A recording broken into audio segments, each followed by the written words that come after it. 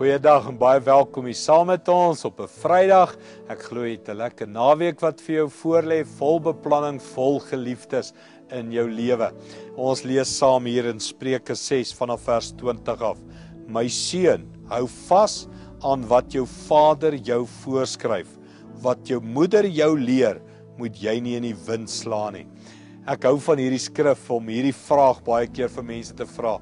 Wat is die grootste impak wat jou pa en ma in jou lewe al vir jou gemaak het, in jou lewe belê het? Wat is die grootste lesse wat jy by hulle geleer het?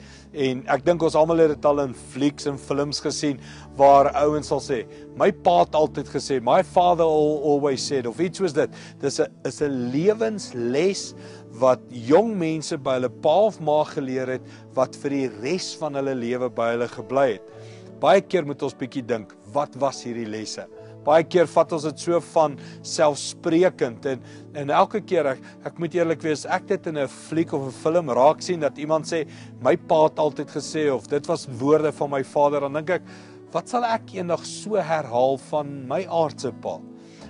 Het ek al ooit 'n studie gaan maak van, wat is sy filosofie oor huwelik? Wat is sy filosofie oor verhouding met God? Wat was sy filosofie oor finansies, oor die liggaam?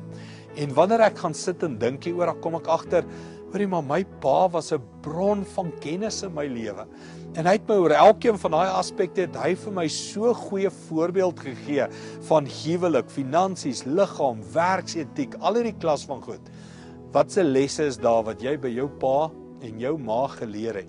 Dalk moet jy so 'n bietjie hierdie week of hierdie naweek gaan neerskryf en dan vir hulle dankie sê en dit reflekteer na hulle toe en sê, ek het dit by jou geleer, jy het my geleer om te bid, jy het my geleer om Sondag kerk toe te gaan, jy het my geleer om lief te hê. Kom ons gaan dink, wat se lesse het ons by ons ouers geleer? Kom ons bid dit saam. Hemelse Vader, baie dankie vir hierdie leermeesters wat U vir ons gegee het in ons lewe. Mense wat ouer as ons is, mense wat al deur meer toetse as ons is. Dankie dat ons by hulle kon leer.